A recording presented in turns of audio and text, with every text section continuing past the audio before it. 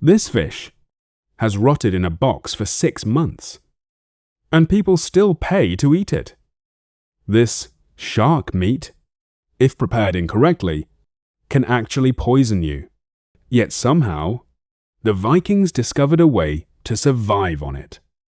And this one, it smells like pure ammonia. Looks like a failed science experiment. But in Japan, people eat it for breakfast. Today, we're exploring the world's strangest fermented foods, from dishes that could completely change your life, to others that could possibly end it. Some are ancient survival foods, some are national delicacies, and some, honestly, shouldn't exist. So before we begin, leave a comment below. What's the most disgusting food you have ever eaten? I'll be reading every single comment. And if you're new here, and already feeling slightly disturbed, then you're absolutely in the right place. Hit subscribe, because somehow, it only gets stranger from here. Yogurt. Its origins trace back nearly 7,000 years, to the ancient civilizations of Mesopotamia. Historians believe nomadic herdsmen accidentally discovered yogurt while transporting milk inside animal stomachs. Natural enzymes and heat triggered fermentation, transforming liquid milk into something entirely new. Modern yogurt still depends on that same biological process. Specific bacteria, Lactobacillus bulgaricus and Streptococcus thermophilus, are introduced into milk heated to 85 degrees Celsius. And by FDA standards, true yogurt must contain these active cultures, with a minimum milk solid content of 8.25%.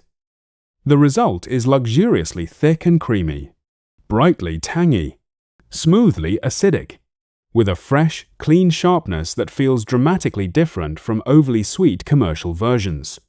The finish is cooling, refreshing, and deeply comforting. Sauerkraut.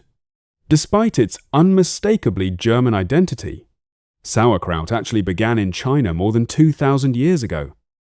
Early versions were fermented in rice wine and reportedly consumed by laborers building the Great Wall. Centuries later, the technique evolved in Europe into the sauerkraut recognized today. And the process is astonishingly simple. Only cabbage and salt. Precisely 2 to 3% salt by weight. That salt draws water from the cabbage, creating an oxygen-free brine where lactobacillus bacteria flourish naturally. Over roughly 20 days, the cabbage slowly transforms. Commercial safety standards even require the final pH to remain below 4.6. The flavor is intensely sour, deeply savory, sharp and vibrant, and the crunch? Exceptionally satisfying. A bold, acidic bite that slices effortlessly through rich meats, bringing brightness and balance to every bite. Kombucha.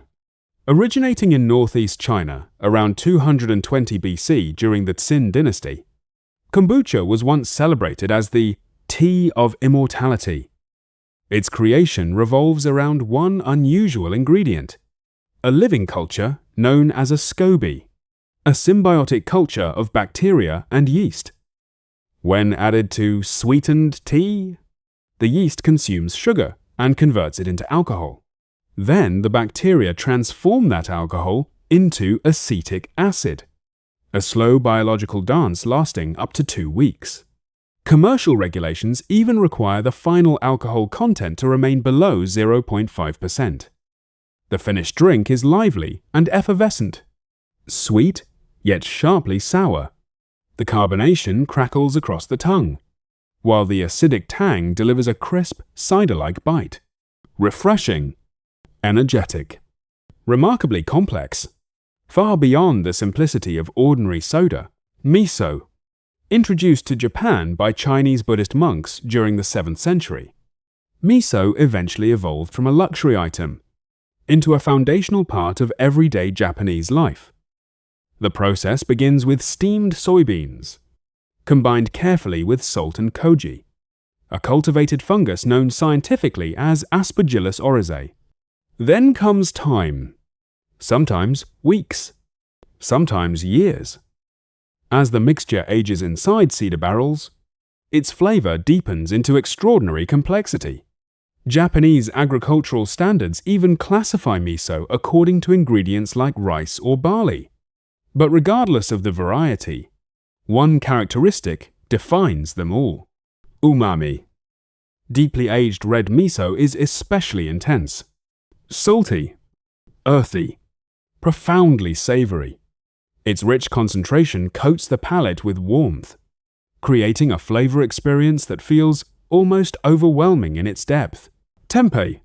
Discovered on the Indonesian island of Java during the 12th century, tempeh stands apart from nearly every other soy ferment, because unlike miso or tofu, it uses the entire soybean. Partially cooked soybeans are inoculated with a mold known as Rhizopus oligosporus. Then, over the next 24 to 48 hours, at carefully controlled temperatures, a dense network of white mycelium slowly binds the beans together, transforming them into a solid, sliceable cake. Modern production standards are extraordinarily strict, ensuring harmful bacteria never contaminate the fermentation. And the final texture? Firm, dense, almost meaty. When pan-fried fresh, tempeh develops a deeply satisfying nuttiness, with earthy, mushroom-like undertones. Hearty, robust, comfortingly savory. A flavor experience far more substantial than ordinary tofu. Kefir. Originating thousands of years ago in the Caucasus Mountains, kefir was traditionally fermented inside goatskin bags hanging near family doorways. Every person passing by would gently kick or shake the bag, keeping the fermentation constantly moving. At the center of the process are kefir grains. Not actual grains, but living clusters of bacteria and yeast. Over 50 distinct microbial strains, working together simultaneously. Added to milk for just 24 hours, they trigger both lactic and alcoholic fermentation. Authentic kefir is even legally defined in many countries by its microbial content and natural effervescence.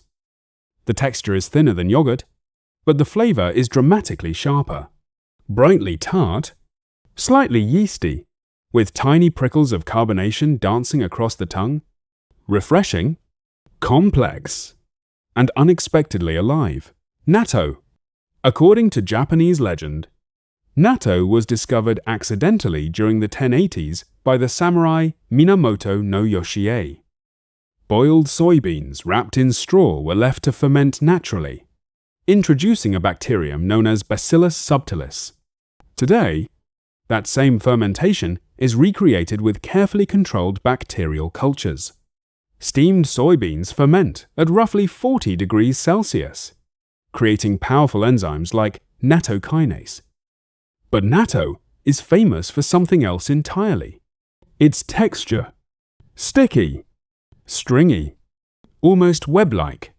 Known in Japan as neba-neba. The aroma is intensely pungent, often compared to ammonia. And for many first-time eaters, the experience can be shocking. Yet beneath the smell lies a deeply savory complexity. Earthy, slightly bitter, unexpectedly comforting, especially when mixed into hot rice with soy sauce. Hákarl. More than 1,000 years ago, the Vikings of Iceland faced a serious problem. The Greenland shark was abundant, but its flesh was toxic. Fresh meat from the shark contains dangerously high levels of urea and trimethylamine oxide, deadly if consumed raw. So the Vikings developed an extraordinary survival method.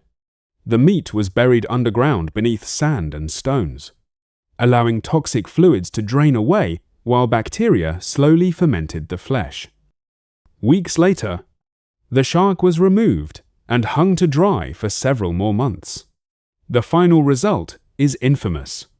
The smell is overpowering. Concentrated ammonia so strong, it can make eyes water instantly. And eating it? A true endurance test. Rubbery, dense, aggressively fishy. with an astringent burn that surges through the sinuses, leaving behind an unforgettable aftertaste. Surströmming. Originating in 16th century Sweden, surströmming was born from necessity, when salt became too expensive for traditional preservation. Baltic herring caught just before spawning were placed into weak brine, allowing fermentation to continue naturally for months. Even after canning, the process never truly stops, which is why the tins famously bulge outward under pressure. The fermentation produces compounds like hydrogen sulfide and butyric acid. The smell is legendary. Rotten eggs, decay, pure putrid intensity. Yet surprisingly, the taste tells a very different story. Sharp, savory, deeply acidic. When paired with flatbread and potatoes, the overwhelming pungency becomes strangely balanced. Complex, fascinating, and for those willing to endure the smell, surprisingly enjoyable.